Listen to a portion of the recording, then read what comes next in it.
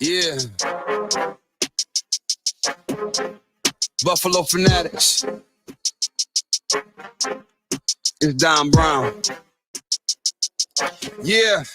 I'm a fanatic. I'm a Buffalo fanatic. Play good, be humble. Number 17, the captain.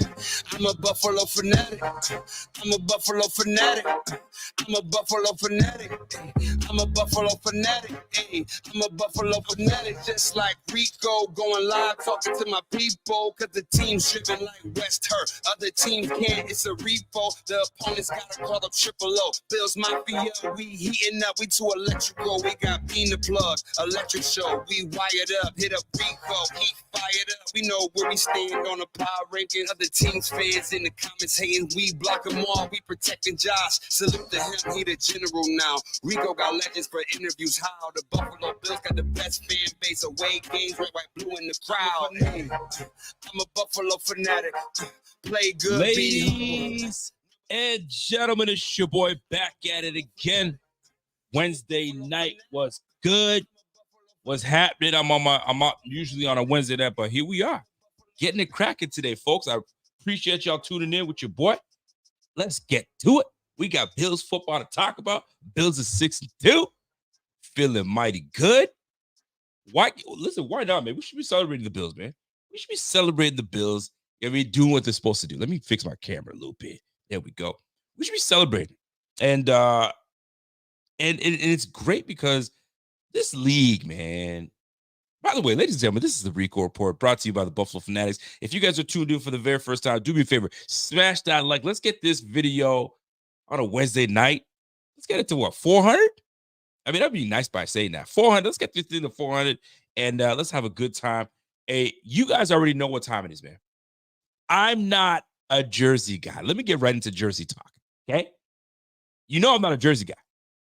And I feel that there's appropriate times to wear jerseys. We've had this conversation before.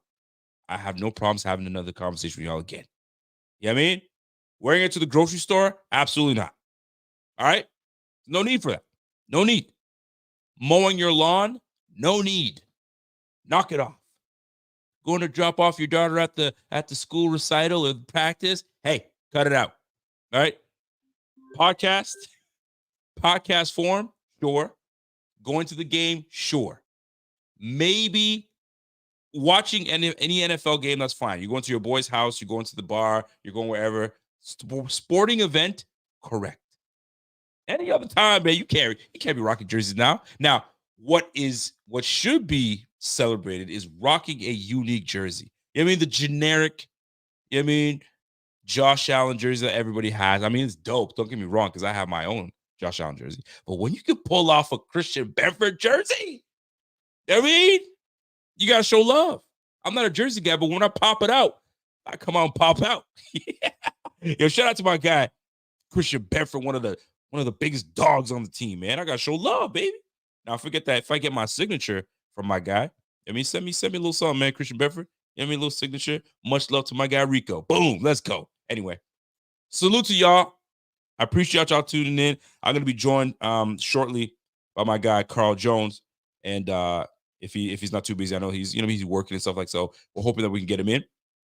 And let's get it cracking today, folks. So let's get some things out the way. Amari Cooper is nursing a banged up wrist. Apparently, I mean, some people taking shots and saying, "What did he do from the bang his wrist up?" Don't be disrespectful. Don't be disrespectful, folks. It don't take much. You block somebody wrong. You go down. You fall on your wrist different. I mean, listen, don't play that man like that. So he's nursed up with wrist injury. So we'll see how much action if he does get it, which kind of explains potentially why we didn't really see much of him last game, because he was nursing that injury. So I mean, it's your wrist is attached to your elbow. You know what I mean? All that stuff. You feel me? But yeah, your wrist. I mean, shoot, you got it right here, man. So like, if you can't flex it perfectly, you can't. I mean, listen, it makes a difference. All I'm saying is it makes a difference. My man said I got a Bills 58 jersey. I could rock with that. I think if I was gonna get another jersey, I think it'd probably be a Deion Dawkins jersey. I gotta show love to my guy Deion. And if I was gonna get an obscure jersey, if you will, not really obscure for sure, but I mean, you want a guy that potentially will get a second contract. Bedford gives me the impression he'll get a second contract, so he'll be here for a while. I made the mistake of getting an Edmonds jersey. Shame on me. Shame on me. That 49 jersey sitting in my, and unless he becomes a Hall of Famer, I'll keep it. But golly, man, we'll see. I do want to bring something up before I really get into our pod. You guys have no idea. I vent to Z about all the time. I'm sick and tired of my backdrop. My backdrop has got to go, right? But I don't know what to do. So then I was thinking maybe I should frame a couple of my jerseys and put them up on the wall and then kind of move my desk back so you can see a little bit more. I need to get rid of this, man. This is cool, but this is like 2018. You know what I mean? Maybe not 2018. But it's like 2020. Bro, we 2024, bro. Like, I mean, we got to change it up a little bit. But yeah, if you guys have any ideas how I can spruce up the back, I gotta hang this bad boy up. You got to. It was created for your boy. I kind of like it right here, but we find a way, and we'll go from there, man. But two things, man. Jerseys, you gotta rock the proper jersey. You know what I'd love to get? An obscure Carl Jones Syracuse jersey. That would be ill. Wouldn't that be ill? Yo, I'll hang that thing up right. I'll hang that sucker up right there, man. Oh, that'd be ill, man. Hopefully, if anybody knows who Carl Jones is, if you guys can hook him up and hook me up with it. Oh, hold on. Let me get my guy in. Is he here? Give me a thumbs up if you're ready to go, bro. Ladies and gentlemen, my guy Carl Jones in the building. What's good, man? Hey, listen, if you can find that jersey, go ahead and go give me that too. I need that bad boy too. I got so many floating out there for family members and stuff. I need mine back. You might have to get one of them cousins that really don't deserve it. Yo, run me my jersey back. Facts. It's them cousins. You've been acting right. You ain't been acting right. I ain't heard from you since my birthday. I'm gonna need that jersey back. Run that. My guy Carl Jones, what's happening? What's good? Man, all good, man. Blessed to be here. Weather good here in Western New York, which is always cool. Late October, 70-something degrees. So, you know, the weather good. I'm feeling good, baby. Listen, there's something about nice weather that just brings the spirit. You know, I mean, good spirits out. And then once that thing hits cold, boy, everybody becomes nasty, crusty. Good morning. Good morning. All right, shoot. Right. And then you have that one person that's cold as ever, and they're happy and go lucky, man. I ain't trying to have that, but good weather, we'll take it. We'll take it all day. We got a few things to get into. I don't know if you got my notes. Yes, you probably did. Get my notes. Yeah. Yo, that top 10 is gonna be different. I'm very curious to see what your top 10 looks like. But we got other things to talk about. So there is a clip that I want to play. I'm hoping that I bring it in. I really hope I brought it in. And if it you know, it makes me upset that when I bring clips in that I'm supposed to, it never plays out. So I'm gonna try to find a way to bring it in. But I don't know if you saw there was a clip of this dude. I guess he was beaking off to this dude, right? There's a black dude beaking off to this one dude, and the one dude that turns around, he looked maybe Hispanic. I'm not sure what it is. He looked at the dude and turned away and smiled and walked away. I don't know if you saw that clip. Nah, you're not familiar, Mr. Jones? I don't think so. Nah, I ain't familiar with your game right now. I gotta find it because it's nasty work. But anyway, the point of it is this is one dude, and they're at a stadium, and they're in the stands, and one guy's on the top level, so he's leaning over, buddy, and he's try me, talking all this, you beaking off, and you think he's big tough, and the Spanish dude looks at him. All right, and turns around and walks away and lets it be. So you're thinking, oh, my man sunned him. Meanwhile, somebody found clips of the dude. This guy's a boxer. He's an amateur boxer. He's 14-0. Bro, sometimes you gotta watch out who you talking to. Watch out how greasy you want to talk to somebody, because you'll get yourself a 2-piece and a biscuit real quick. And now your man's is gonna be picking you up and making you sit down. See, look what you got us into, man. You got yourself all knocked out. And look, we carry you to the car. I don't want to carry you. Fam, sometimes you gotta watch out. So my question to you ever get into a fisticuff and you took the L?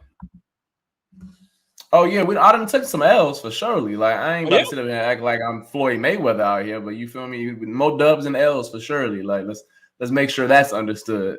But I didn't take. Yeah, you feel me? You know what's funny? I've never been into, like, you know what I mean? Let's throw down, like real throw down. Never got into that. It was always like a all love, peace. I mean, let's get into it. We need more Ricos in this world, is what I'm hearing. We need more. What are you fighting about, first of all?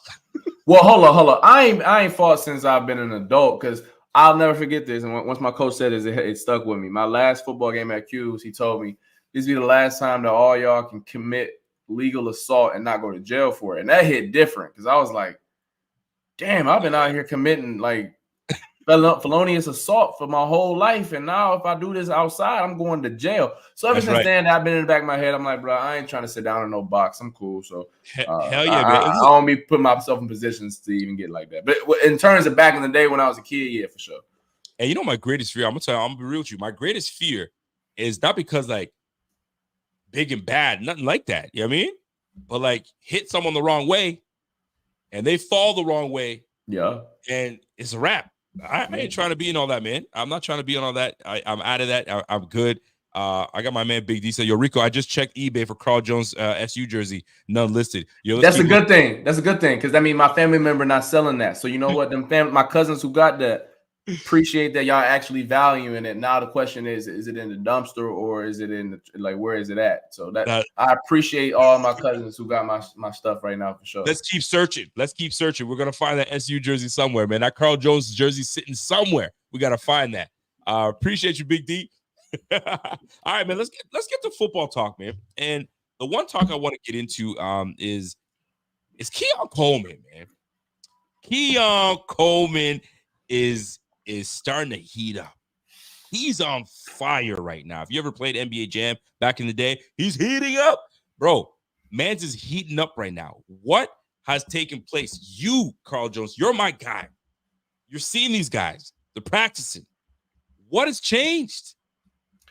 I mean, he's getting more comfortable for sure. That's first and foremost. I mean, he's 21 or 22 however old he is now. So it was always going to take time. You know, he's not Malik Neighbors, like who's going to hit the ground running, right? He's not some generational, like once every 5 year type of player.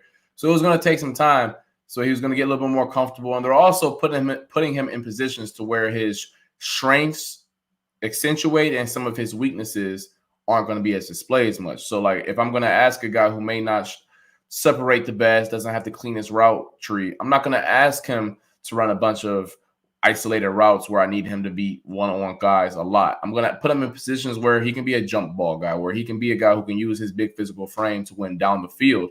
So kudos to Joe Brady and the rest of the offensive staff for putting him in positions like that, because we all watch sports and watch the NFL. There are a lot of teams out here who do not set up their guys for success, and they put them in positions where you're like, dude, why are you asking a burner to run slants all damn day? Like, that's just not where it's at. And I think that the Bills are doing a good job of saying, you know what? We'll use you in positions where you can look good. Right. And as you continue to learn the playbook and get more comfortable and round out your game, then we'll put more on your plate. So the past 2 weeks have been a great example of that. So when we're watching this take place and we're watching the emergence, I don't want to call it emergence. I guess you can call it the emergence of Keon Coleman. Is it just him catching on, or is it a matter of the addition of Amari Cooper and it's the Amari Cooper effect? Can that both be true? What are your thoughts when that comes to mind? I don't think Amari Cooper really has much to do with it, to be truthful. I like that. Because in against the Titans, he wasn't on the field for any of his catches. So unless he was on the sideline giving him pointers, that didn't have anything to do with it. And then last week, I believe Cooper was on the field for some of his plays out there. But Amari Cooper isn't going to tell Keon Coleman how to win a 50-50 jump ball in the end zone. I mean, with all due respect to Coop, that isn't his MO. So, I mean, could he be giving him pointers behind the scenes in the locker room? I'm sure he does. I'm sure he has. But I want to give Zero his credit in saying, like, he's a guy who is learning and progressing, and expecting him to be some all-rookie receiver in early September would maybe a little bit far-fetched considering where the Bills drafted him. No matter how high the expectations is of the team, there still needs to be some expectations placed upon the player from where he was selected and temper that a little bit. So I do want to, like, I'm not dismissing what a veteran presence can do in the room, but I'm going to give the kid his credit here. I mean, he's out there playing well regardless of who the hell is in the room with him. I'm loving every bit of it because I'm watching Keon Coleman, and he said something today I don't know who asked the question, but they're asking him questions and stuff, and they said they must have asked him something about like, okay, so when you're not getting the ball, like tell us more about like when you don't get the ball. And here's what Keon had to say, a really short clip, but this type of mentality is why people want to like this guy even more. My gosh, man, that might be the next jersey I got to get. But check this out by my man Keon Coleman. Man, so when you ain't getting the ball, so I'm gonna hit somebody. I'm gonna touch somebody. So I don't know. It's just been fun for me. So, and what he's referring to is, and I gotta play a clip here so you can have an idea here. Hopefully, I got the right clip. Yeah, here. It was dope. I was actually on that play. I mean, he had two really big ones. Right when he came off the line, put the dude on his butt, and then the sideline one. I had the ball and I ran past him, and I just heard like the sound of the bench. I had no idea what it was, and then everybody's getting hyped, and they're like, "You see Keon on that?" And then finally saw the play, and I was like, "That's a dog mentality right there." You know, he's definitely heading in the right direction. Just his mentality every day when he shows up to work, it's special. You know, so I forgot someone made a joke. It's like you do it once, and now it's expected. You know, and he's definitely somebody that's going to continue to do that. You know, just his mentality. First thing, as a defender, how embarrassing is it to get driven into the bench, the opposing team's bench, and everybody standing over top of you, and you just help. And it's tough because I'm putting you in a spot. I'm sure it's happened to you. I'm sure you've done it. Well, no, hell no. That ain't never happened to me. I ain't never been Gatorated a day in my life. I didn't struggle to get off some blocks. Now I ain't never been Gatorated. Excuse my French. Hell no. Hell no. Look, I've never been Gatorated. Listen, I done been ran over. I done been hurdled. I have never been Gatorated. Never. I think that's the one thing you don't want as a DB is to be never Gatorated. No, that's my guy. So as I'm talking about Keon Coleman, and I'm having a conversation with my bro, and we're talking about young receivers in this game, and all these receivers being traded all over the place. Is the quarterback position, obviously he's the top dog, is receiver the next hottest position in the game? Because right now everybody's looking for that receiver, poaching receivers, and the like young players being played, right? Neighbors, Keon Coleman, like this receiver position, I mean, is becoming, and I mean, it's a passing league, so I understand it. But is it the hottest position going forward? I thought DB, everybody needs a lockdown cornerback. But it seems like receivers are taking that leap from under the quarterback, and then it goes quarterback, receiver, and then left tackle DB. Has it dropped that much? No, so the game, and I always used to talk about this with my collegiate coach, and I always had a lot of good talks with him about the game. Right. Let's say 2012 on, when the passing boom began, 2011 on. Quarterback is obviously the most important. Edge rusher probably next, and then playmaker. So whatever that's your tight end, playmaker, receiver, like whatever the case may be. So and then playmaker. So that's how you include a Gronk or a Kelsey, right? Just putting a playmaker tag on it. The thing with the receiver that is booming more so than any other position is that it is the one position where that an 8-year-old can make some ground up compared to any other position in the sport. It's because the quarterback position is so up here. You can do all the training in the world with all the private trainers, and it still only matters what you got up in here. Same thing with an edge rusher and an O-lineman and a linebacker. The game is so mental and all that different type of stuff. Receiver, these young boys out here doing 7-on-7 at 10 years old.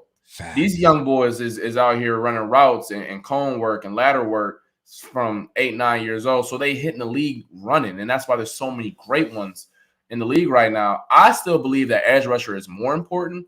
The reason why edge rushers don't get traded as much is because those guys are so darn valuable, and there's not as many of them. That's the difference. There are more great receivers than there are there's probably 6 alpha edge rushers in the league. You can sway me on like 15 dudes that you would trust being your wide receiver 1 right now. So I think it's very hot, and you always want to help out your quarterback. But if I had to rank them, I would probably go QB, edge, then playmaker, however you want to put it. Yeah. I like the fact you say playmaker, because it's true. Because you have your Kincaids, you have your Kelseys, if you will, and your running backs and so on and so forth. So you got your playmaker. So you're right on that. Big thing. So around the league, we got to talk about some things around the league, and I need your thoughts. I'm sure there's one topic I'm sure you're gonna love to talk about. But we'll get into that in just a moment. But let me just get my banner straight so we can hit the Around the League chatter. And first things first, we got to talk about the Washington Commanders. Washington Commanders being 6-2 right now. They're hot. They're on fire. There's really no really like stopping these guys. It looks like they're just legit, and Jaden Daniels is the real freaking deal. But that's not what I'm here to talk about. Tyreek Stevenson, I believe his name is. Tyreek Stevenson, DB for the Washington Commanders. He had an awful week. I thought he had the worst week until there's other topics that we'll talk about. But Tyreek Stevenson, I believe his name is. Forgive me if I don't have it right. When you're looking at this mess, as a coach, as a teammate, when you see him just talking ish and late for the bat down or whatever the case is, what do you? We know what took place, but as a coach, what do you do with a guy that does that and essentially, some might say, cost you the game? That's tough because he's a good player. Like, it's not like he's some reserve third string guy. Tyreek Stevenson is one of their better DBs and phenomenal defense. It's like one of the top 5, maybe top 3 units in the game. So like that goes to show you the quality of player that he is. But that's rough, man. I don't know how you. I said Washington Commanders. I meant to say the Bears. You know what I'm talking about. Yeah, I know who you mean by Tyreek Stevenson. The name that's gone viral the past 96 hours or whatever. All was like, what are you talking about, bro? I got you. Go ahead. Yeah, but it's tough because as a teammate, attention to detail matters so much, and we always speak on finishing. You know, to the fat lady saying, to all the zeros are on the scoreboard. So it's tough, and I'm sure that Stevenson handled it like a man. He tweeted obviously to the world about how he how he apologized and stuff. And as a teammate, man, you just got to look that dude in the eye and tell him that's not cool. You got to listen. Everybody else competed until the end. You got to do the same. Because it's very rare that like a dude who gets caught talking to the fans forgets his assignment, and then an assignment that he forgets ends up being the reason they lost. Isn't that crazy? So was that his assignment, you think? No, it's not a thinking. I know the guy. So for all those at home, and this is actually good because Bills fans and Hail Marys is a sore subject. Buddy, is it ever? So for defenses, specifically, defenses on a Hail Mary, there are 3 roles. There are the guys in the front who box out. That famous picture of Terrence Johnson 2 weeks ago boxing out. He was supposed to be doing that. It just didn't look right. Facts. There are the people who go for the ball, bat the ball down. Then there are people in the back who are supposed to box out the people in the back. Tyreek Stevenson's man was the man he was supposed to who caught the ball. Oh my gosh. No. So, and to make matters worse, he was the one that tried to bat the ball down. So not only did he mess up forget his assignment, he did someone else's job. And I know people think Hail Marys is this old cluster, like, oh my gosh, everyone going for the ball. There are actually specific roles within the Hail Mary. I was always the guy in the back because they always trusted me to find the guy back there or whatever. I ain't 6'3", so I ain't up there jumping with everybody, you feel me? But like it was rough. But like I ain't gonna crush him, man. Like he been crushed by the world enough. I'm sure his coaches probably didn't crush him even more. It's a learning experience. You hate to learn this way. But as a teammate, man, you just got to look them in the eyes and say, man, don't do that again. And you got to earn their trust back for sure. I bet, because I'm glad you brought that up. So as a teammate, you got to check them. So and you couldn't have explained it better. You couldn't have explained it better. Where it comes to a time where like, dude, not only did you forget your assignment, you did somebody else's job and you messed that job up. Like you didn't do your job, you messed somebody else's job and you cost the game. Bro, that trifecta. Oh, Tyreek Stevenson, bro, you're forever going to remember that. Your name will be tied to that. Ain't no get rid of it unless you become a damn Hall of Famer. Oh my God, you're done. Speaking of teammates, the Buffalo Bills took on the Seattle Seahawks, and the Bills just put it on the Seahawks. But in the middle of that game, there was a play where both teammates on the Seahawks were getting at each other, but one more so than the other. If you're the defender, you messed up, and you got a guy on your squad berating you, grab you by your helmet, hitting you, just getting You saw the clip. Are you receptive of that type of conversation or whatnot? Because you know it's part of the game. Or as a man, are you like, bro, you ain't gonna talk to me like that? Right. Which way do you take that? Because I'm looking at like I effed up, so whatever comes my way, I'll take it. So if that you have to hit, but I'm not like that. I'm more. You could chew me out, but you chew me out on the sideline. We could talk about it, but you ain't gonna disrespect me in front of thousands, millions. So as a defender, how are you reacting to that? You two ways. You saw a teammate mess up, Tyreek Stevenson, or you are the person that messed up and now you're being berated and talked to. How are you dealing with that? Yeah, I wasn't really a dude who needed to put my hands on anybody to get my point across. And I also wasn't someone felt the need to do that to me. Having said that, though, there are different relationships within a team where you feel as if you can get that where that happens. Like, right. Like there are dudes who or getting the point across. Sometimes you got to go there, and I've been in the locker room with dudes like that where the way they communicate ain't the same way that you and I communicate. True, like that's their way. Yeah, like me and let's say me and I'm not going to out nobody names here, but say me and Joe. Right. Me and Joe, you supposed to have deep post, bro. You know we went over that all week. I got it, bet. All right, cool. But then me and Chris on the other hand on some, hey, bro, tighten up, bro. That's unacceptable. Like that's not the standard. And I can talk to them two totally different ways. Right. And the message is the same. But the message is the same. I don't know their relationship. I personally didn't think much of it because football is such an emotional game. It's so it's so nasty. And I understand the optics of it. I'm not crazy. Another man grabbing another man's face mask is crazy as hell. It is, boy. But like disrespectful like that, golly, I'm a grown ass man. But defensive players also wired a little different, anyways. Like it'd be different if like a receiver grabbing like a tight end or something. I don't know, but right. I didn't. Yeah, like I didn't witness a lot of stuff like that. I just hope and presume that their relationship maybe is not always physical like that, but homeboy felt the need that this is my way of getting across to you. And that's the thing. You said it right. It's an emotional game, and that at that moment it was a critical point in that game. And like, dude, like you said, we talked about this, man. It's not the first time you've done this. Right. You're doing it again. And look at this mess, man. Look at us, man. And we just got blasted 31-10. So, fam, tighten up, right? Yeah. It's one of those moments where you just have to take it as a defender, pause, but you understand what I'm saying. So as we get into those moments, then it gets me around to Anthony Richardson. Now, I thought Tyreek Stevenson was getting it. I think he's getting it the worst. And I'm talking about Anthony Richardson pulling himself out of the game. I ain't gonna lie, I was tired. Bro, nobody's trying to hear that. Suck wind, pretend you're injured. You know what I mean? The play is called for a pass game, audible to a run. Right? Kill. Audible to run just to get yourself back. You essentially lost your job. Now, that was the cherry on top, but statistically, Mans hasn't been playing well this year at all. And you got one of the best running backs in the game. You have a solid receiving core. Your O-line is solid. What is going on with Anthony Richardson? And then you do this? Golly, that's hard. That's hard. So as a teammate defensively, you hear that from the offensive coordinator?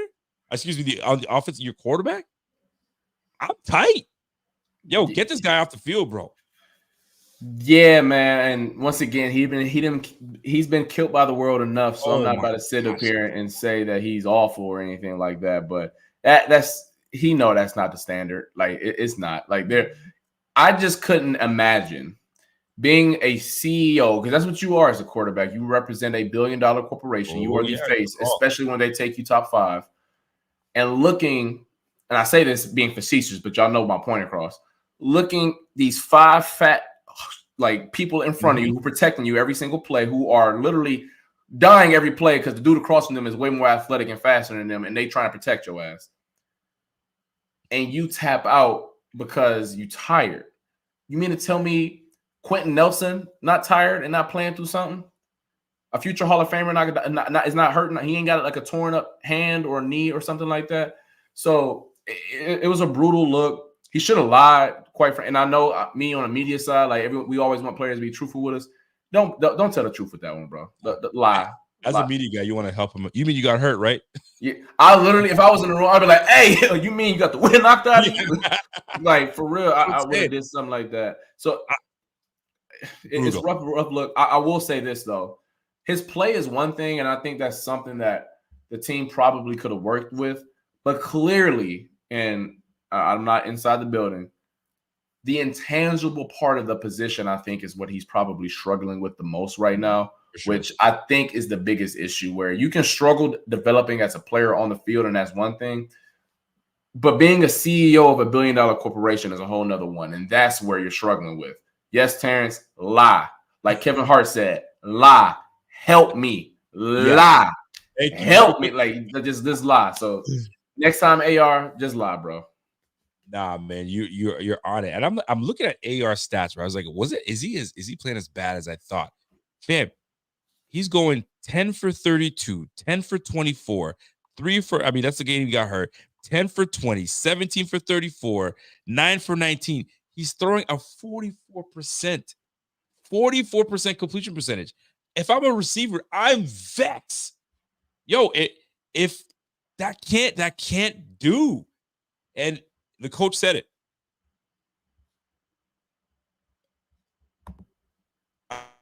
I owe it to the other 52 guys on his team.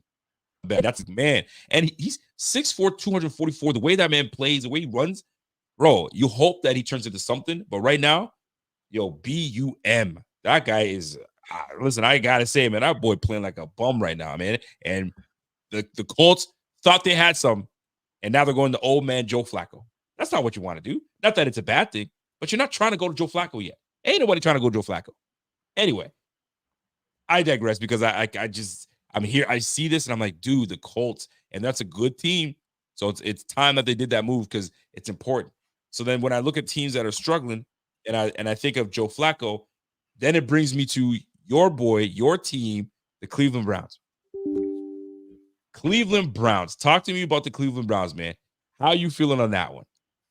I mean, they played well last weekend. I mean, Jameis, he's 30 for 30, like for real. Good way, and for good and for worse. Like he'll give you his 30 picks, 30 touchdowns, and he threw a couple passes that should have been picked. Obviously, the Kyle Hamilton one at the end of the game is the most obvious one.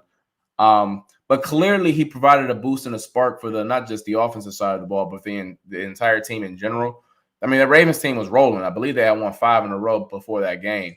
For them to slow them down and beat them up to a certain extent. And I know the Ravens were down their 2 top cornerbacks in Marlon Humphrey and Nate Wiggins, but that's an impressive win nonetheless. I think the Browns were huge sellers at the deadline, but I think if they can, I don't know, get fool's gold a little bit and see if they can make something shake, I think it's something where you see how far Jameis can take you. Oh, man, listen, good for him, man. He's living the life right now. He's living the life. And the worst part is Deshaun Watson being gone.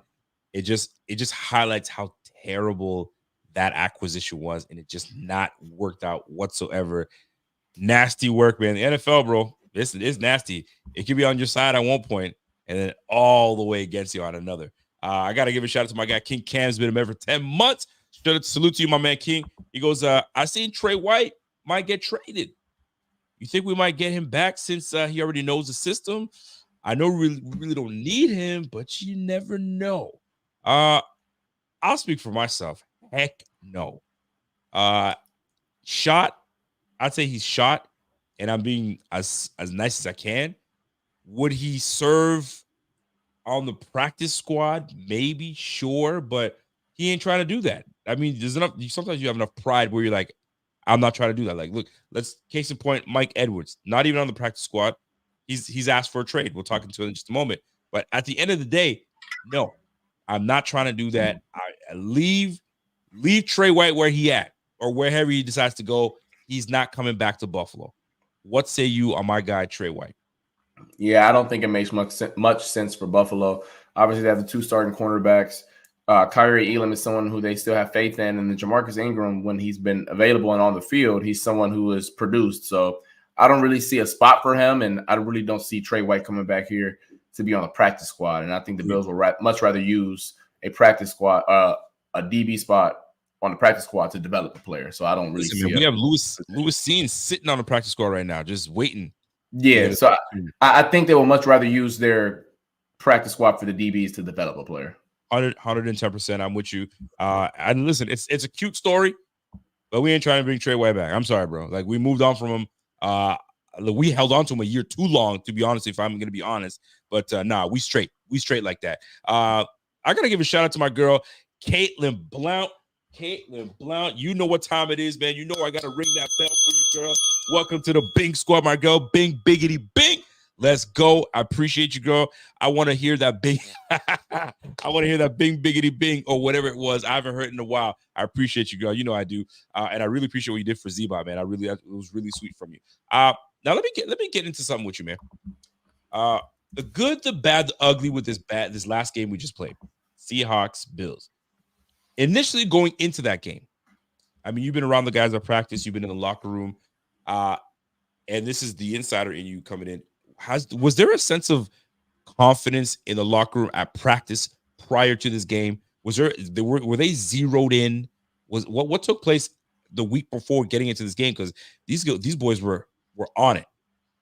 Yeah, I would say so for sure. One, a lot of the players were excited to go to the West Coast because the Bills rarely get to go to Seattle. I think the last time was 2016. So a lot of the guys spoke on, hey, going to that stadium, we hear how it's big and bad. And obviously this 12th man hasn't really been where it's at its peak since the Legion of Boom days, but it's still a dope environment, one of the best in all of professional sports. They're excited about that. Excited to play against a good quarterback in Geno and a high-profile passing attack. So I would say there was a sense of optimism heading into the week for sure.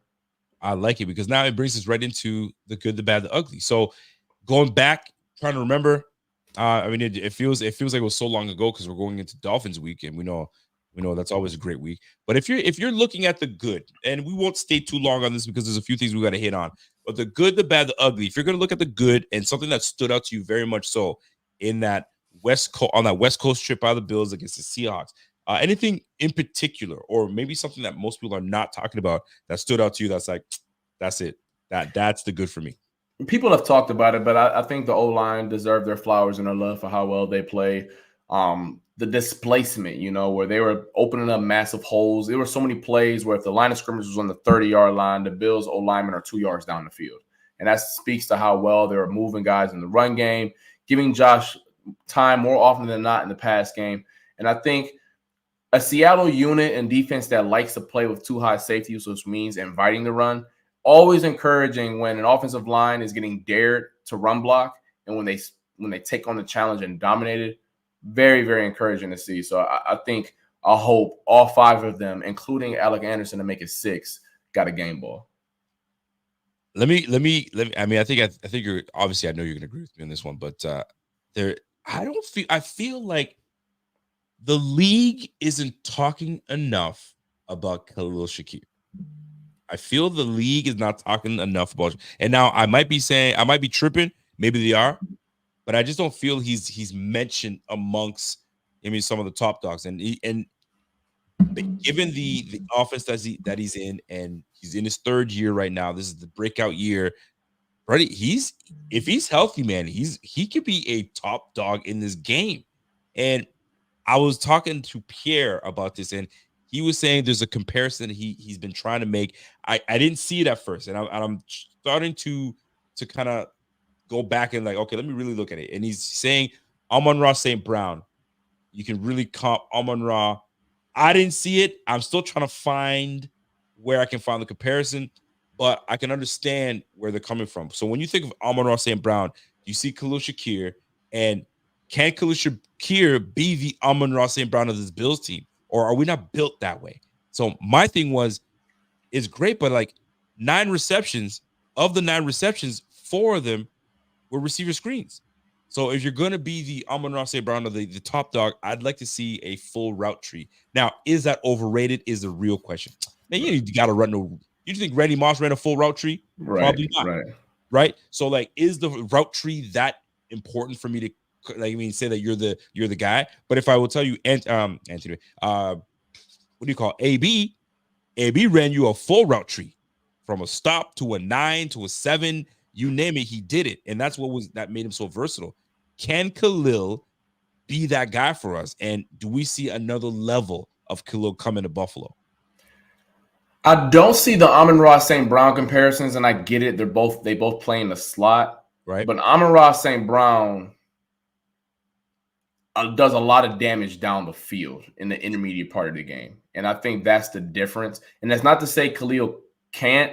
We don't see it often. Yes. That's the difference. And so I can't put you on the same tier as someone who literally objectively was a top 8 receiver in football last year because he was an all-pro.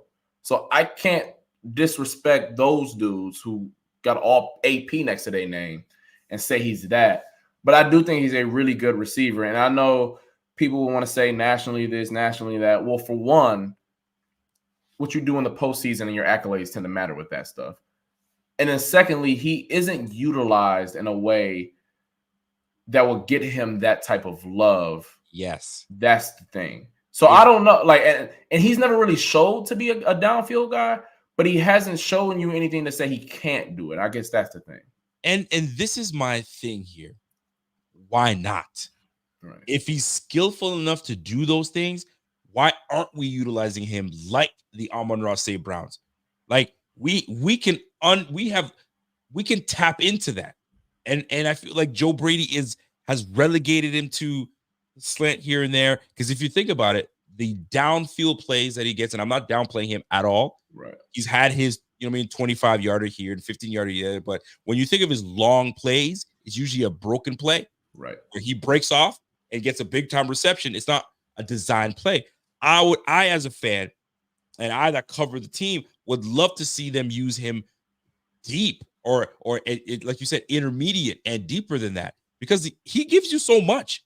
So why have we relegated him to, and I know he's good at it, but why have we relegated him to that role? Are we waiting for Curtis Samuel to appear and then we can put him there? I'm still wondering, but I'm so glad that I want to be able to see Amon-Ra St. Brown, but I can't. I'm trying to go back and see it, but he's so damn talented. Why can't we see more from him and downfield and start to get him utilized in this offense? Because this offense has so much untapped potential. It's crazy to me. So for me, Khalil Shakir, he is that dude. I feel like we can give him more, and it only gets everybody to eat, if you will, right? Amari Cooper will get his. Kincaid will get his. Keon Coleman starting to get his. Now let's unlock and unleash Khalil Shakir downfield, and that's only going to kill the game even more. But I'm glad that we were able to have that discourse. So for me, Khalil Shakir, the good, the great, he was fantastic, and there's so much more he can do. So that's another thing that stood out to me in terms of the good. Anything stand out for you for good? The things that everyone else has talked about: James Cook, Keon, the DBs tackling, Greg Rousseau, the stuff that people have hit on for sure. For sure, I like that. What about coaching staff? Are you enough to give credit to the coaching staff and how they had these boys prepared? Because that West Coast travel is not an easy one. I mean, collegiately, I don't think you've ever went West Coast. You guys always just stayed regional, right? So in the NFL, I mean, you see it. Teams that travel West Coast. I mean, we traveled to London. We look buns. It just wasn't great. So the team being prepared well enough to go out there, handle business, the fans traveling. And that's going to be my next good in a moment. But the coaching, they had these boys prepared and ready to go. So kudos to the coaching. That's the way I look at it in good. Last but not least, I think we could both agree on this, the way the fans have traveled. I don't know what it is. There are 2 Bills Mafia people that I follow. And they travel to every game away and home. I don't know how they do it. It's amazing. And there's plethora of other fans that do it, but the good for me is the amount, how well Bills Mafia travels. They travel so well, and that gives the team an added boost. I mean, McDermott's not much of a smiley guy. He doesn't show teeth. This brother was like, "You see that? Don't you see that? Isn't that amazing?" Like, I was like, "Oh, damn, okay, all right, chill, bro." But for real, like, that is amazing, Bills Mafia, man. Y'all travel like crazy, and I gotta add to that because I'm on East Coast, way east. So when these Bills go to New England to play next year, I ain't going to do this year because they're playing way too late for me in the year. I don't do the cold, but I'm going to wait. and I'm going to New England, and we're gonna party like it's hard. Like, yo, man, we're bringing Bills Mafia with us. So big time shout out to the Bills on the way they travel. Excellent. Let's keep it up. Let's go to the bad, man. It might be just it's gonna get a little tougher now. Let's go bad. What do you got? The penalties, not pretty. Not pretty at all. This is the second time in 3 weeks or whatever the Jets game was that the penalties have been a huge discourse leaving a game. And you can say what you want. I'm not really talking about the Keon Coleman Gatorade play or stuff like that. It's the pre-snap stuff. It's the stuff where the other team has nothing to do with it. And in games in the postseason where every yard matters, and listen, they did a great job of wiping off the penalties and making them irrelevant, especially in those first and second drives.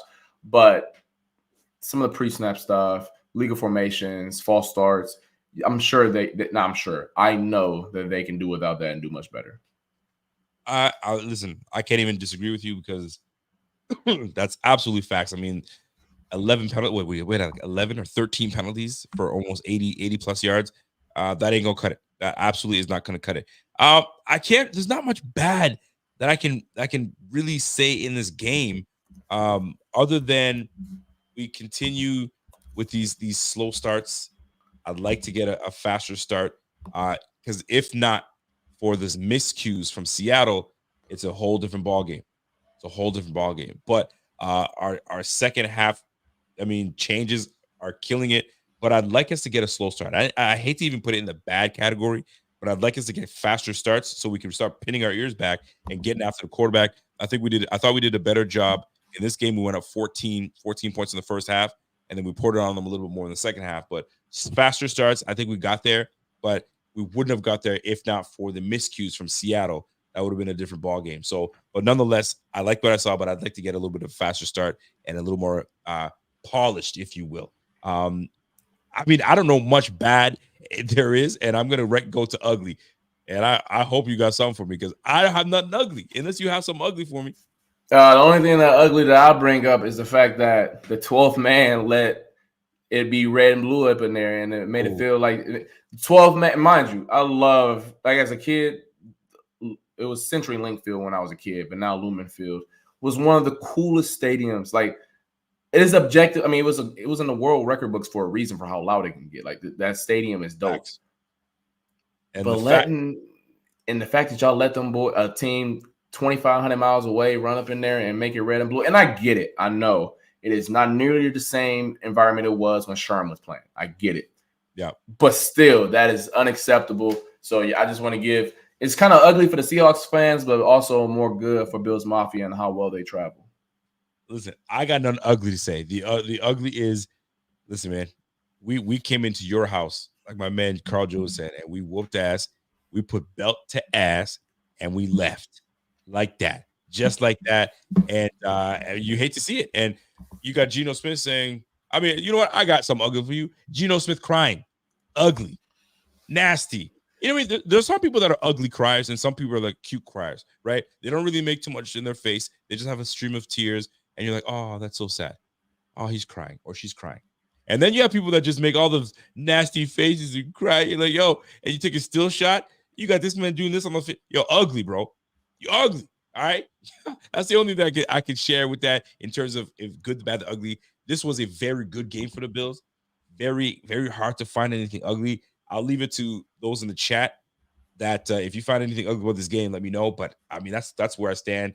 I got nothing else to share in that regards. But we'll move on to next topic here, and that comes down to our top 10. Top 10, baby. I don't know if you put a good list together. This one got a little tougher because there's a lot of movements. I don't know about you, but there's a lot of movements, and we were able to kind of share our notes the last time because we didn't hook up last time. But let's go one for one and see where we stand. I'll start with my 10. And I'm gonna go Atlanta. Atlanta squeaked in a nice little win last week, and Raheem Morris is elated. He says, "Man, one win at a time. We're gonna get it."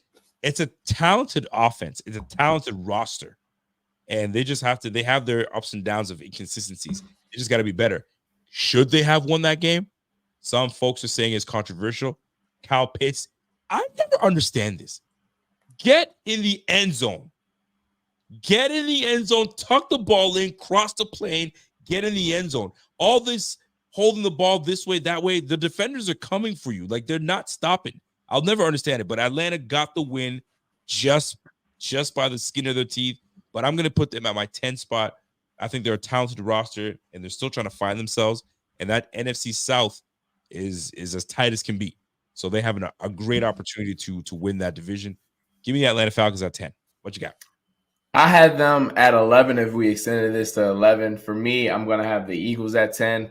A team that didn't look great to start the year, but they're coming off of 2 impressive wins, blowing up the Giants, and then stifling a Bengals offense and just running through them.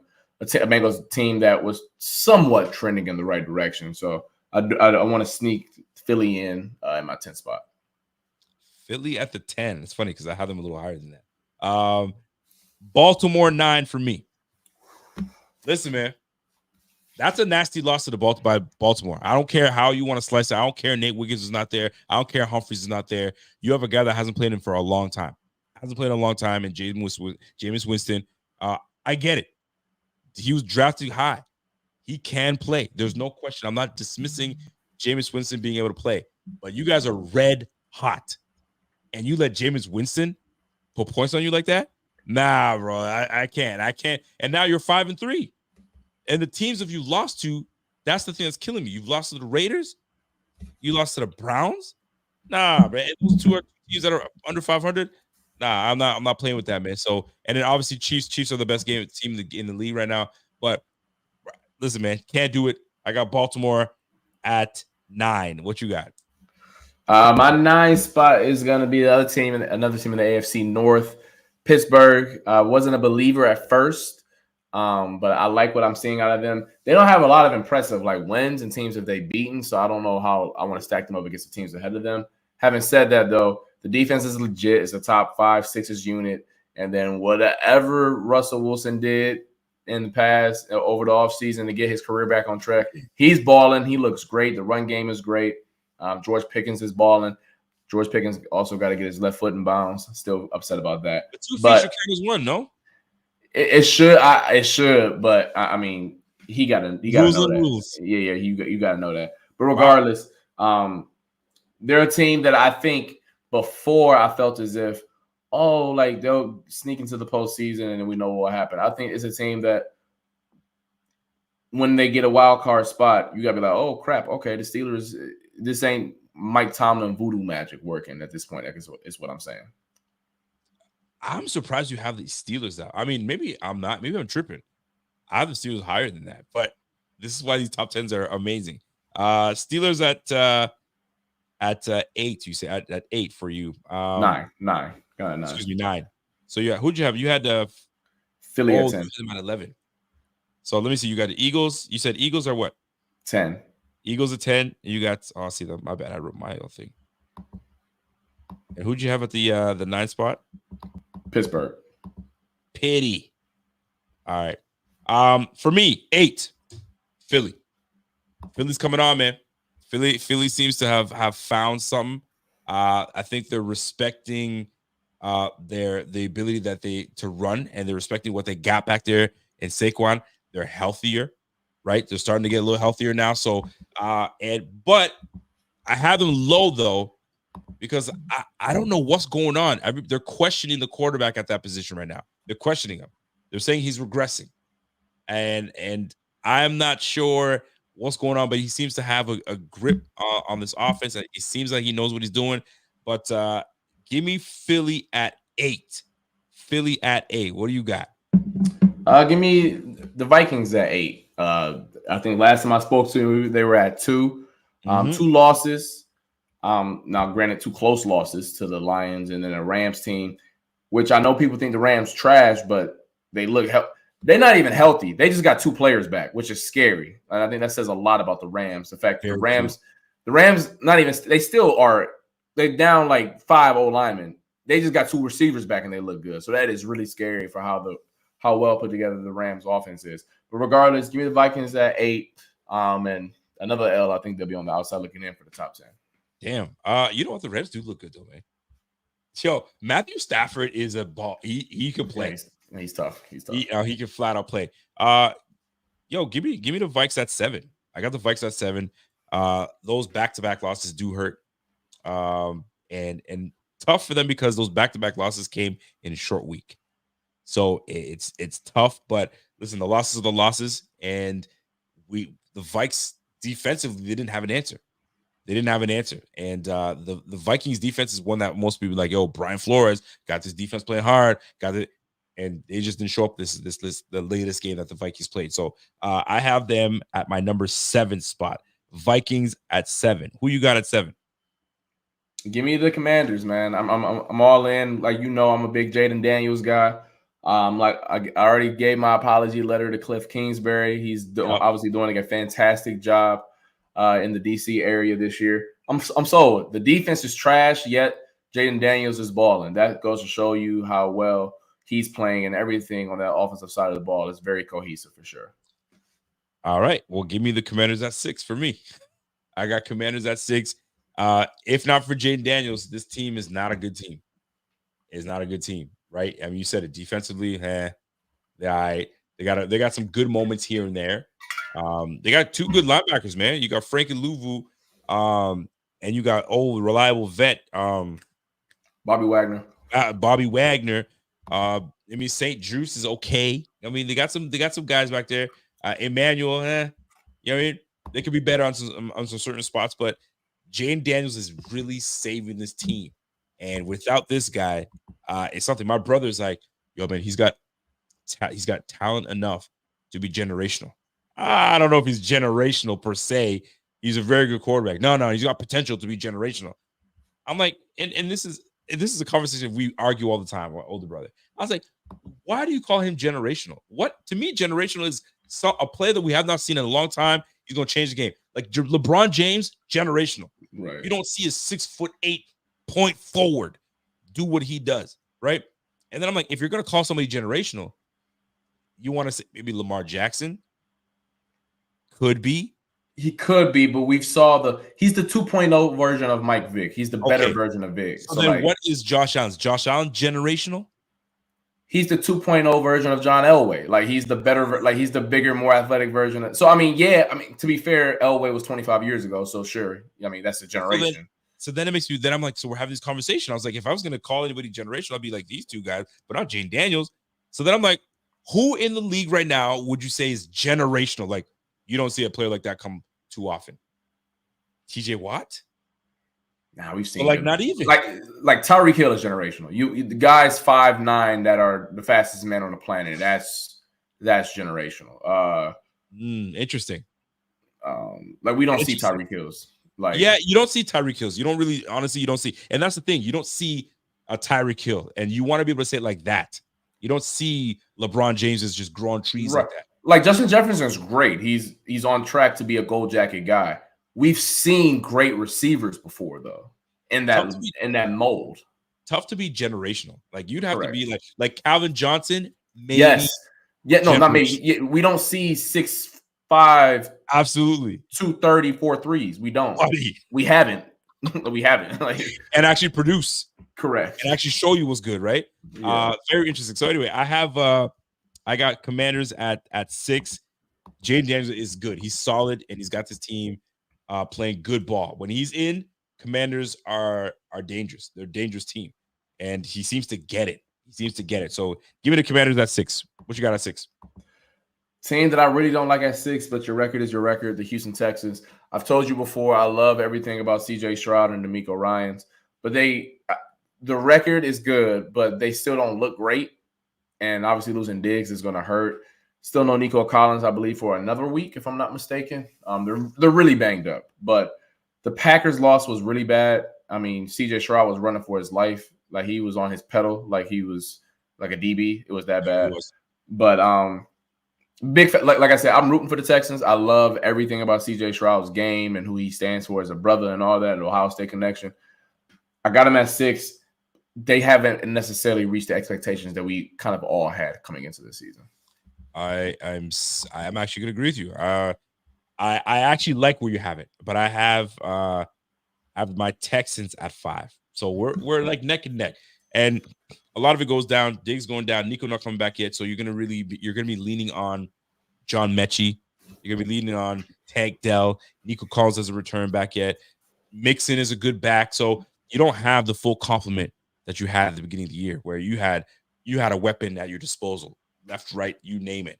You don't have it here. So right now, with CJ Stroud hasn't had his greatest year. He's had some moments where No, he's running for his life every snap. The past 3 weeks is bad. It's bad. It's not been great, and I know because I have him as my fantasy quarterback. I was like, "What's going on? What's going on, fam? I'm dying here, bro." Yeah. So, CJ Stroud, 177 yards. Excuse me, he's got 1948 for the year, 11 touchdowns, four interceptions. Not a bad year, but I guess we're expecting what he gave us last year, and he's not. He's fallen short of that, but it's a second year player. You get what you get. So right now, Nico Collins being out, you're dealing with your Tank Dells and your John Mechies and a complement of players. So right now I have the Texans at 5, and they're barely hanging on to 5 because they're one loss away from dipping significantly. I don't know yet, but they're one loss away from getting out of the top 5. That's for sure. So I got the Texans at 5. I got the Texans. Oh, I got Texans at 5. Who do you got at 5? Give me Baltimore. I think that's the team I got at 5. The loss to Cleveland was terrible. Trust me, I watched it. It was really, really bad. But they've shown enough this year against quality opponents to lead me to believe that offense can reach them to. Here's my thought right now to what I've seen through 8 weeks. The offense is top 3 right now, and the defense is probably 20th. If by the end of the season they can get the defense to top 15, 13, 15, 14, okay, they're cooking with gas. But right now they're around 20th, and that's why I got them at 5. Oof. Well, listen, man, those 3 losses, they stand out. They really do stand out. And losing to the Raiders and losing to these Browns that are pretty much on a fire sale. They're just getting everything away. So you think morale would be low with the Browns saying, all right, we're just looking forward to next year. But they obviously got back Nick Chubb back. So they got a bit of a run game going. Jameis Winston instantly gives these guys a spark. And you let that spark put points on you, man. You let that you couldn't silence him. You couldn't put him away. You couldn't make him look like the 30 for 30 Jameis Winston.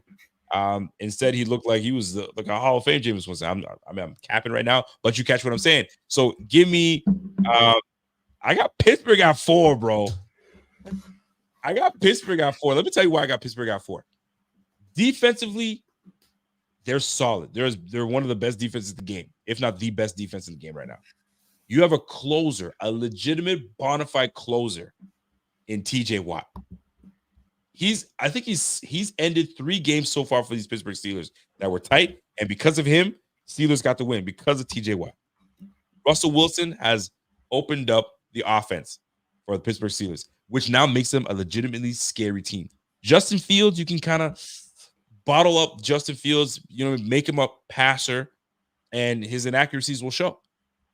Russell Wilson, although old man, for football terms, old man, he's opened up things for George Pickens. George Pickens is now a receiver that you're like looking forward to, and he can be dangerous. And it's opened up the run game. Give me Pittsburgh at the 4 spot. Pittsburgh at 4. What you got at 4? Give me Green Bay. You in Green Bay, man. Yeah, I'm all in, man. I'm bought in. The Texans win was so convincing. Yeah, all the way up to 4 though. I got him at 4. I got him at 4. When the Texans win was so convincing with the way that they dominated CJ Stroud and limited him, I believe, to like 100. He was bad. He like if I can pull this up really fast, CJ Stroud had 86 passing yards. So like that was the type of performance they put up against a player who put up 300 on the Bills. So that goes to show you what the defense is doing. Right. And they're doing it without Jordan Love playing well, which he's hurt, and I don't think he's as bad as what he's looking so far. Remember, whoever listening, you heard it here first. I love Detroit. I would not be surprised if Green Bay comes out the NFC this year. I think that I love their defensive coordinator. Y'all gonna hear this all later in the year, so don't worry. So you heard it here first. Jeff Hafley, their defensive coordinator, he has a collegiate background, excellent guy. He has those young boys flying around. And then the offensive side of the ball, if they get back to health, huge caveat with the health, just like the end of last year where they got hot, do not be surprised if Jay Love get his groin and his knee right. And come November 15th, you're like, damn, why the Packers up 17 on X, Y, and Z? Because Carl Jones told you first. That's my little rant for the night. and who's the name we got to watch out for? Give me that name again. So Jeff Hafley, the defensive coordinator. He used to be an Ohio State DB coach, was a head coach at Boston College for some years, and they brought him in, and all my Packers people that I follow, they think he's a guru. So y'all gonna hear that. Y'all gonna be listening to a Fox broadcast and be like, damn, Tom Brady talking about Jeff Hafley. Where I heard that before? You heard it on the Rico Report. That's where you heard it. That's where you heard it. That's where you heard it at. It's gonna be like mid-December, and you're gonna be dozing off, and you like, did Tom Brady just say Jeff Hafley? Yup. Because I gotta clip this. You know, I'm gonna clip it. I'm gonna put it to the side. And I'm gonna put it out there because if it's gold, yo. They're gonna be like, yo, we need to interview this guy Carl Jones from News Buffalo 4. We all bring him on. You were talking about Hafley. How do you know about him? Boom. There you go. All right, bet. So we're down to our top 3 teams.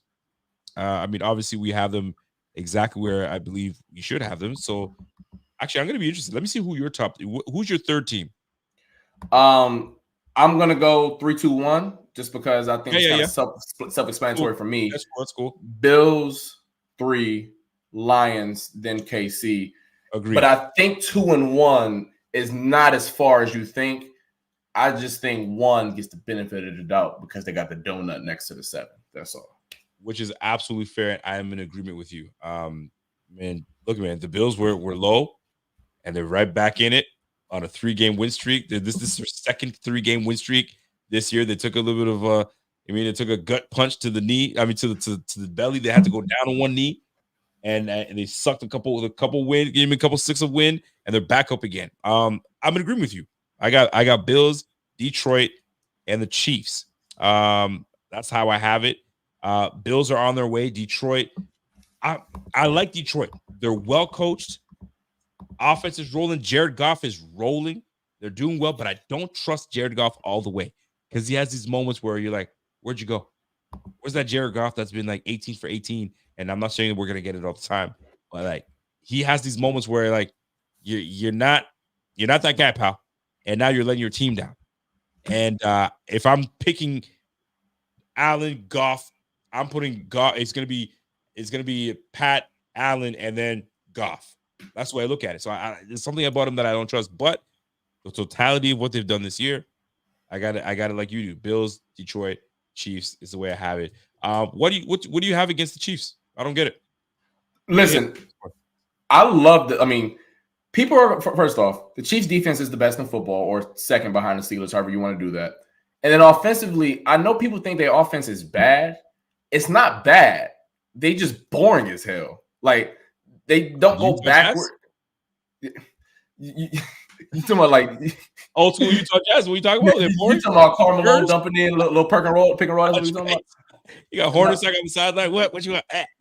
Like, it's just boring. Like, you can't be a bad offense putting up 27 points a game or how many they put up the past few weeks.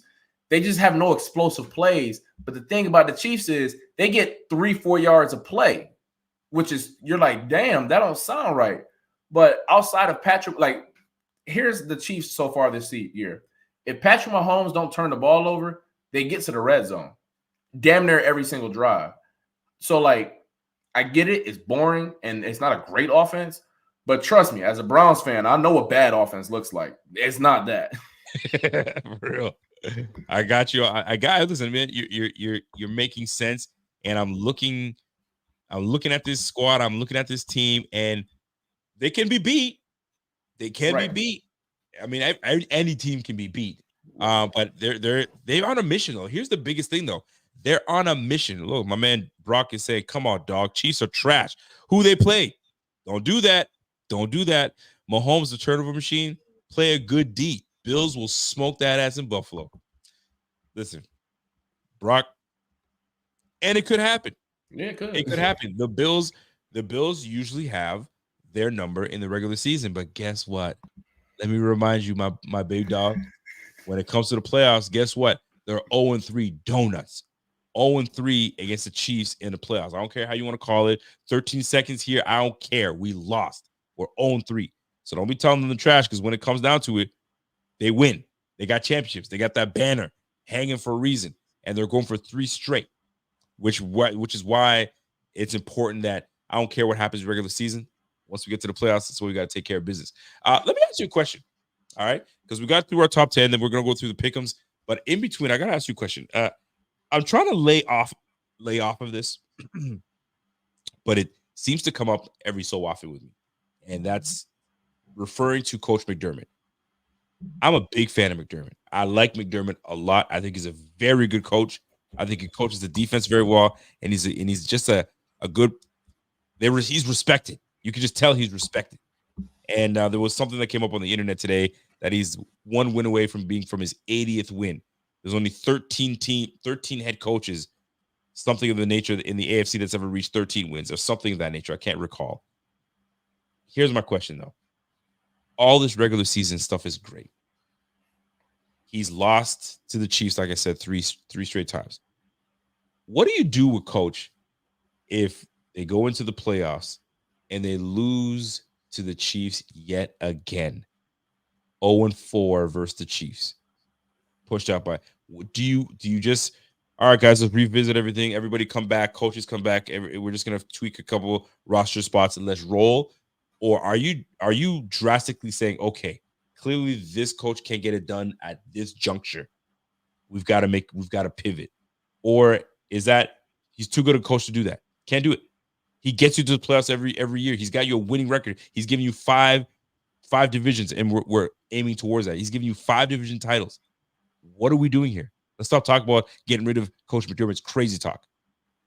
But is it crazy? I hear people who say that, and I think it's not lunatic, it's not crazy talk to say that. I'll say that. I hear people who say that. Having said that, though, there are a lot of teams and a lot of good coaches who fall short to the second best dynasty we've seen in the past 40 years. Yep. Kyle Shanahan is objectively a great coach. The San Francisco 49ers have been at work. If their quarterback is healthy, they are a automatic ticket to the NFC Championship since he's been in San Francisco. Correct. The 2 years that Jimmy G was not healthy, they weren't there. So in his 7 years, if his quarterback is healthy, they're there. I know people in San Francisco probably say fire him too, but if Kyle Shanahan got fired, he would be a head coach 6 seconds later. Okay, 100%. So I hear people who say that, and if you can't get over the big bad wolf, what are we talking for? But usually, coaches who get fired either A, show incompetence, or B, lose the locker room. And I, as someone who was in the building, he has definitely not done B. Absolutely not. And he has never shown incompetence since he's been in Buffalo. So the tough bridge that you'll have to, the tough thing that you'll have to battle here as the Pakulas and the people who make those decisions is, do you truly think this thing is maxed out? Like, do you truly think we're at the ceiling here? Because there are a lot of teams that 15 is putting B to A since he's been in the NFL. The guy in Kansas City. There's a lot of teams he's done that. For sure. There's a lot of great teams he's done that too. I mean, the team he beat in 2019, that San Francisco team, is one of the best teams that never won a Super Bowl, okay? So, like, I get it. Right. And I understand the frustrations. But, like, just take a step back because there are a lot of good coaches in this league, and I would put McDermott comfortably in the top 10. And I say that as someone who loves Matt LaFleur, cough, cough. I know y'all hear I love the damn Green Bay Packers. Obviously, Andrew Reid, Sean McVay, all those guys. And I know people say they want a play caller. But what have you missed on a play caller? Everyone wanted Shane Steichen after he led the Eagles to the as an OC to the Super Bowl. Yep. Well, Shane Steichen just benched the guy he wanted to develop, his Josh Allen.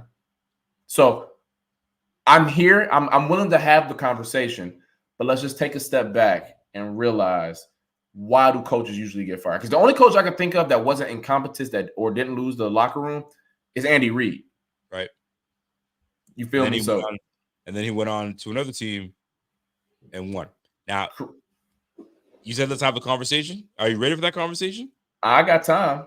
All right, but then we're gonna have this conversation because I'm in the boat of, and I love McDermott, but I'm in the boat. If you can't get it done 4 straight times, you gotta go. But here's the angle I'm looking at, and maybe this changes your outlook on it.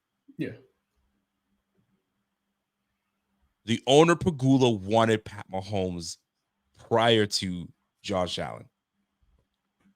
They said, chill. We got to rebuild this thing. We need draft capital. We need to do those things. Right. We're going to trade away that pick. Or we're going to you already get the trip. You get the trip, right? That very same guy your owner wanted has been pushing us out of the playoffs every single year. It is your job to stop that from happening defensively, head coach, and we still haven't got it done. We haven't got the job done. I can't afford for you to do it again and lose 4 straight. Yeah. So you lose 4 straight as an owner. What do? You're going to sit there and say, let's run it back again. Run it back. I know you're not incompetent. I know you're a smart guy. You haven't lost the locker room. They love you. Right. They loved Andy Reid too. They did. And they said, you got to go. So yes. At what point do you make that decision if he doesn't get over the hump this year and say, all right, man, like, bro, like it's the same results. How am I going to bring you back again? What are you going to do for me that's going to change? That is the question. You wanted this conversation. I'll put it right back on your plate. And listen, because really, who has the answer for that? Right. And I think if it does happen again, I would have no issue that if it happens again this winter, regardless of who they lose to. I don't give a damn if it's 8 from Baltimore or whoever else. I think that's kind of how I feel. It doesn't matter who they lose to. It's if you fall short again. Yes. I think the conversation for me picks up next year. Having said that, though, I think the conversation at least pops up and becomes a real thing for me. But I'll say this, though, and this is something where I think a lot of people like myself who think he's a good coach, objectively, the last 4 years, the defense has been the unit that has failed. Yes. Objectively speaking. Yes. And true. you can say, and listen, last year you can say mulligan, whatever, because of the injuries. Sure, whatever. Take away 2023. Sure. Did people forget Joe Burrow walked in here too and did the same thing? Like I feel low key, I think that's the one game that I think a lot of people just like blink out of like Men in Black just disappear like Joe Burrow walking in Orchard Park in 2022 and running like just doing whatever he wanted with the Bills. Yep. That happened too. Yep. So it isn't just like a Patty thing. It's an elite quarterback thing. And listen, everyone loses to the elite quarterbacks. Like it ain't just the Bills. So like, don't tell me like, oh, it's a Chiefs thing. Well, Joe B, I was there at the game, baby. I was there. It wasn't good. And the offense didn't play great either. I'm like, listen, no, it wasn't good. It just wasn't good. The whole team didn't play well. But what I'm saying is, as someone who prides himself on the defensive side of the ball, even as someone who thinks he's a phenomenal coach and sees him on a week-to-week basis, I do think some of the postseason mishaps on that side of the ball definitely need to be put under a microscope. And this is where I struggle because somebody, I think my man Zeba was like, okay, so what if they do get over the hump? They beat the Chiefs, right? Maybe in the divisional round, and they lose in the AFC Championship, but they beat the Chiefs. Do you give him another shot? For me, and that's the thing, and not to cut you off, I'm not a fan, so I don't want to speak for fans, but the Chiefs shouldn't be the objective. You don't get a banner in Orchard at One Bills Drive for beating the Chiefs. You get a banner for racing a Lombardi, right? Like, as someone who is obviously a huge fan of the team, who has built up a lot of capital in this area for how strong of a presence you have, did the Bengals' loss hurt less because it wasn't Mahomes? Oh, that one hurt just as much. At least for me, I'm speaking for myself. Okay, got you. That's all I want. I did just want to ask that. Okay, so for myself, and for me, I speak for myself in this regard. I set the bar high for McDermott this year. It's Super Bowl or bust. It's Super Bowl or you're done. And it pains me to say that, but you lost to the Ravens already. So if you face them again, you can't lose them twice. So now as a blemish, heavy blemish, right? You can't. You got to run through and make it. You have a roster. You have an offense. You actually have an offense. O-line has been intact. You got yourself a run game. You bought yourself a receiver. I don't want to hear it anymore. I don't want to hear it. I'm done with excuses. You know what I mean? Unless your quarterback gets hurt or something happens or whatever. I mean, cool, but you got to make it back if you have the same intact team. That's just me. But anyway, that's a whole conversation we got to get once it gets later into the season when things start to get a little more dicey. Yeah, and then we can talk about it. But it's a conversation that I'm always glad to have because I like the guy. So it's not like I'm hating on McDermott. I actually like McDermott a lot. But it comes a time where are you rocking for McDermott or are you rocking for the Bills? And are we a coach away from actually making this happen? And earlier somebody asked, well, if you get rid of McDermott, then who? We'll never know who until you see all the candidates. You can't say, well, then who do you want? Can't tell you who you want. There's some solid candidates that are probably out there, right? But who's going to run the defense? Babbage. He's doing it right now. And he's doing a damn good job. That red zone defense is legit. Joe Brady, I mean, who knows what you want to do with Joe Brady? I mean, at the end of the day, whoever comes in, they want to bring their own guys anyway. So do you want to, and the other question becomes, do you blow this thing up? Meaning coaching philosophy. You've had Josh Allen pretty much in the same system. Right. And it's just been some variations. You went from Dable to Dorsey to Brady. Right. So you want to keep your quarterback happy. So I guess it comes down to Josh, what do you want to do? Right. Now that is a different one. If they say, Josh, we lost again.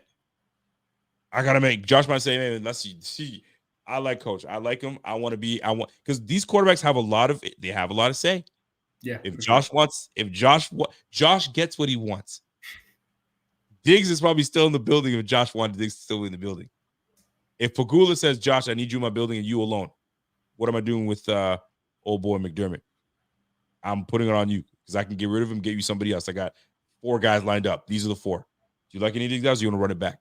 Oh, that's a whole different ballgame. We ain't gonna get into that. So, all right, before you get out of here, man, you got time, but we just gonna one-liners on who you pick on who's gonna win these games for the pick'ems for this week 9. Are you ready, my guy? Let's get it. All right, let's get it. Let me get my banners up. Here we go. Where's it at? All right, give me 2 secs. Let me get this thing cracking. All right, here we go. Ready? Yep. First team, Thursday night football. Texans, Jets. Golly. The Jets can't catch a break. They can't catch a break, man. And they have a 20% chance to still make playoffs. If they got to win out or win several games. So 20% chance. Texans, Jets, knowing what you know, who you got. I got the Jets right now. The spread is -2 for the Jets. So really 0% chance. It'll be a 0% chance by midnight. Give me the Houston Texans. Wow, Houston Texans. All right, your back's against the wall though for the Jets. You don't think they're gonna push it? Their back's been against the wall for a month. Just like sometimes ain't no bullets in the gun. Listen, I think this is where the Jets take on the Texans. They beat the Texans. I think they need this. Yeah, they need it. And Aaron Rodgers has been throw the whole team away if they lose this game. And they're not ready to throw. I think they feel they still have a chance in this thing. So give me the Jets over the Texans because they're desperate. They're desperate. Give me the Jets over the Texans. Cowboys, Falcons. I think the Falcons are trending in the right directions. Give me the ATL. I'm going to agree with you. Cowboys. Cowboys. Cowboys are Cowboys, man. They're 3-4. Give me the Texans. Give me the Falcons. I'm with you. Dolphins, Bills. -6 is the spread for the Bills. Yeah, give me the Bills covering the spread comfortably. Ooh, comfortably. I like that. And I will agree with you. There's something about these Bills and the Dolphins, man. And right now, Tyreek is as unhappy as they come. He said, I don't know if you saw some text back and forth with a fan. I think one of the fans was like, I think he said something like, one of his teams is doing well. His Pro-Am team, he'll take his Pro-Am team over anybody. I don't know even what that means. We don't take his pro-am team over anybody. And then the guy was like, hey, how about you put some effort in while you play games? He goes, sure, as I block or something as a blocker. I was like, damn, you taking shots at the offense? Yeah, listen, man, I doubt they trade him, but he ain't happy right now. He ain't happy. So will he come all of a sudden just ball out against the Bills? No, not happening. Christian Beffers in this bitch, right? You got this. You got this. So give me the Bills over the Dolphins. -6, cover the spread. I think I'm with you. Cover the spread. Raiders, Bengals. Give me the Bengals, but I don't think they cover the -7. Oh, you see the spread. Oh, look at you. Yeah. All right. Listen, I'm not gonna tell people in my pockets, but I like to gamble too. I bet. All right. So wait, you say you don't like them covering the spread? No, I don't like them covering the spread. I like the Bengals in this matchup. But not I don't know covering if they're a touchdown better than anybody in the league right now, based off how bad that defense is. It's even the Raiders, even playing the Raiders. You know, the Raiders are bad, but I think even they can muster up 21 points on the Bengals. Terrible defense. Give me the Bengals with the spread. I'll take the Bengals in the spread. Like -6, the Raiders they don't have a quarterback, bro. Quarterback is no good. It's a bad team. Gordon Minshew, Chargers, Browns, Jameis Winston. Come on now. At the crib, man, Famous Jameis said his magic might run out at some point, but I'll take Famous Jameis covering that spread. Well, winning outright. 1.5 is the spread. So yeah, you win it outright, man. You know what? I'm gonna roll with Jameis, the new offense. Chargers defense is okay, nothing special, nothing to write home about. Justin Herbert, I just don't think he's playing that great ball. I don't think he's playing that great. And that Browns defense is underrated. They're better than people want to give them credit for. Give me the Browns over the Chargers, though. Give me Jameis Winston with 2 wins in a row. Patriots, Titans. Oof. Do I gotta say something about this? Say something.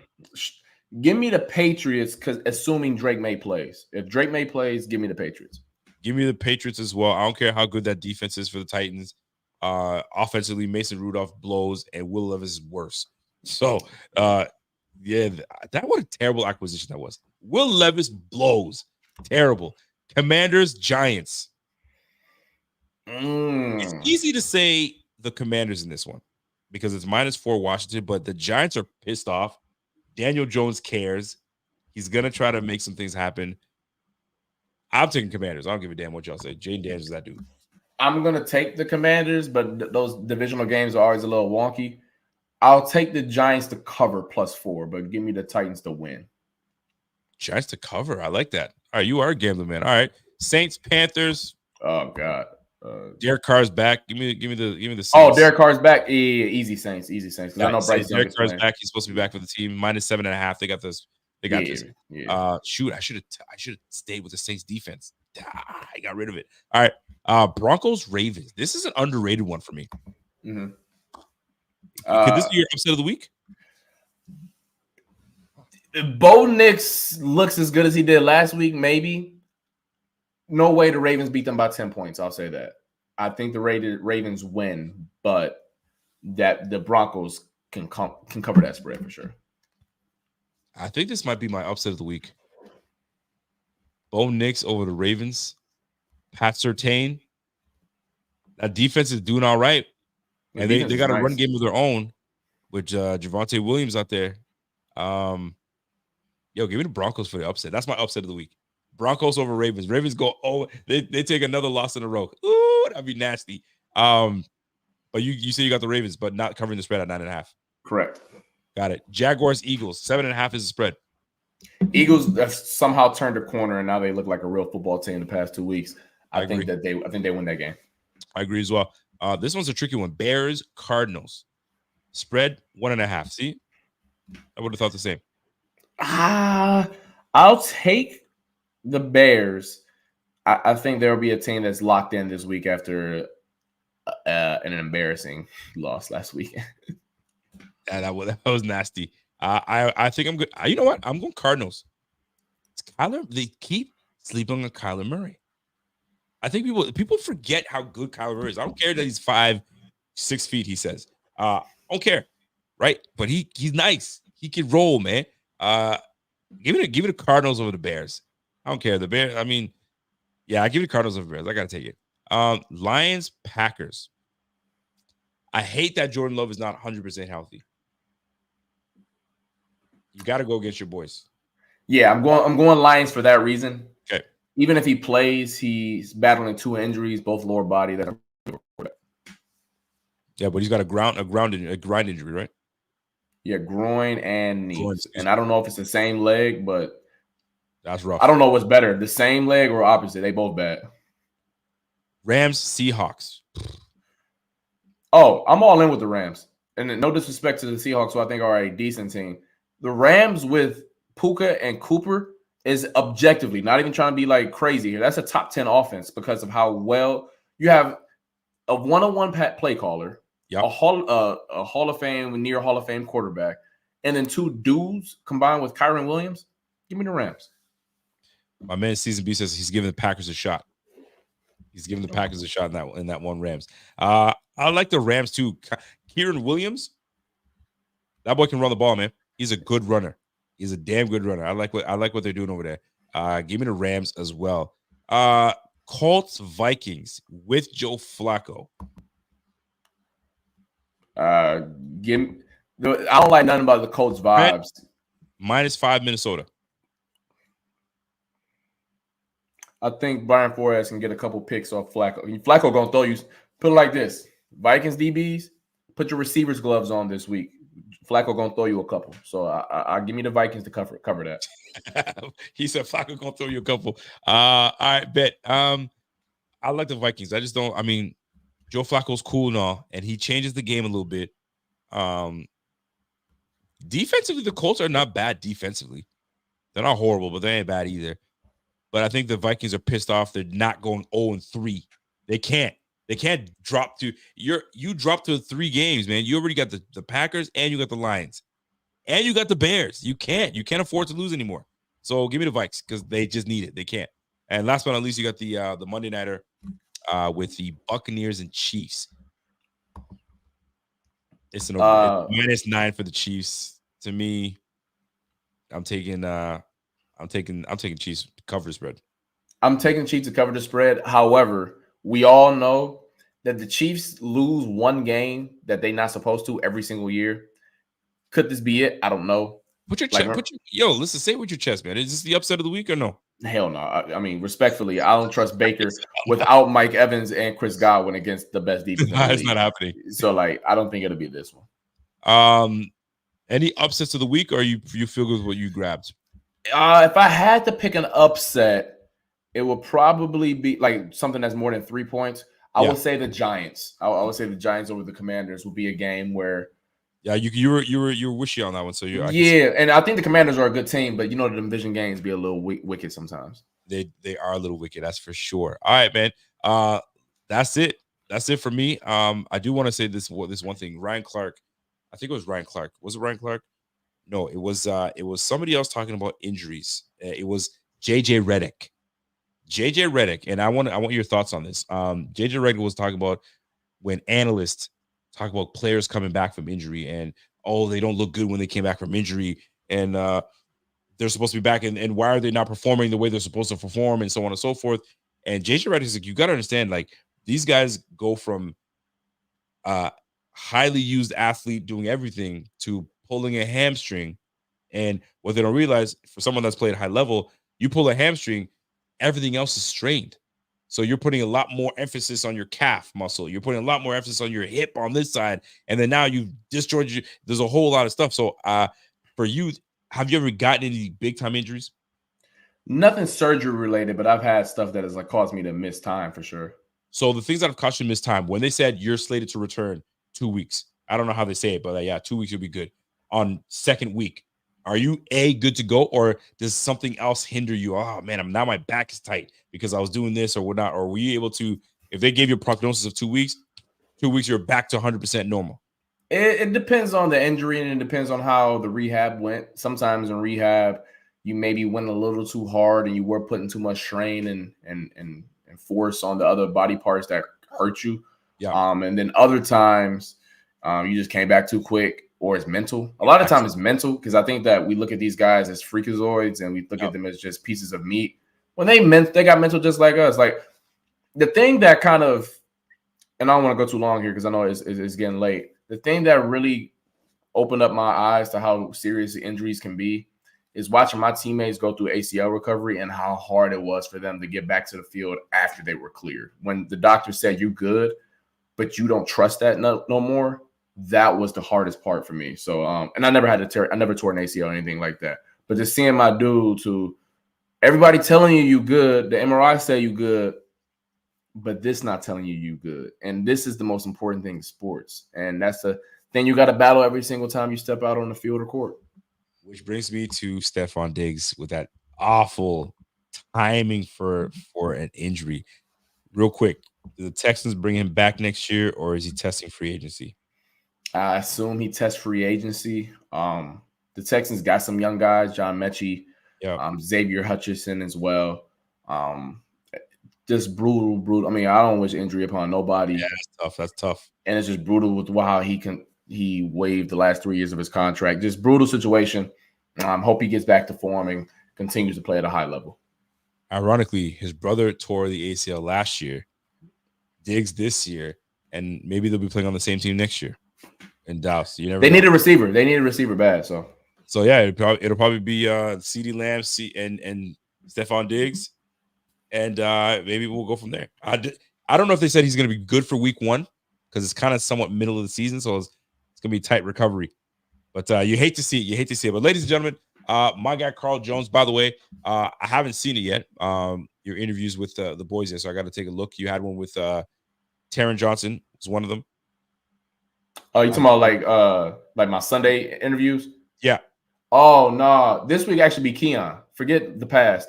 We got I just booked it tomorrow. We got Keon. My guy. Yeah, I'll put that on Twitter. It'll drop around noon before the game because we got to air it on TV first. Around noon. I'll retweet it. Put it out there. Yeah, so we'll put it out there. Yeah.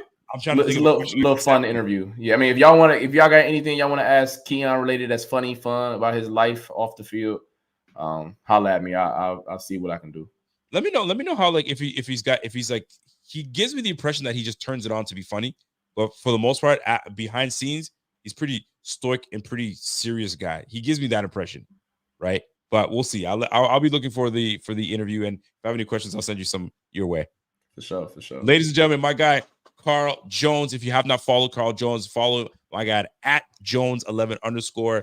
Really great stuff. My man is buzzing right now. Get on it now before he gets up to 100,000 people following. He's got no time for y'all. So get on it now. Hey man, y'all be easy, man. Yes, sir. We'll catch you later, man. That's my guy, Mr. Carl Jones himself. Too bad for Stephon Diggs, man. Stephon Diggs tearing that ACL. That blows. That sucks. Say what you want about the guy, but when he comes down to playing ball, he loves the game, right? Competitor, all that stuff. But that sucks. You never want to see that. You want to see you want to see him play. But here we are, man. You might see Diggs, the two Diggs brothers in Dallas next year. Shoot, you never know. You just never know. So, folks, that's it for me. I appreciate you guys all tuning in. If you guys have not subscribed to the channel, go ahead and subscribe to the channel. Like this, and let's get your comments in here. Get your comments in here. Let me know how you feel about jerseys. Who wears jerseys? When to wear jerseys? When's the appropriate time to wear jerseys? If it's not at an event, sporting event, and if it's not at a draft party or a restaurant, those things are the appropriate. Where's the next best appropriate place that it's acceptable to wear a jersey? You guys let me know. And what should be the jersey that I get after this one? I got the 47 from Benford. He's one of my favorite players on the squad right now. Love what he does. Love how he's playing. What's next? Should it be a Taylor Rapp one? Maybe James Cook?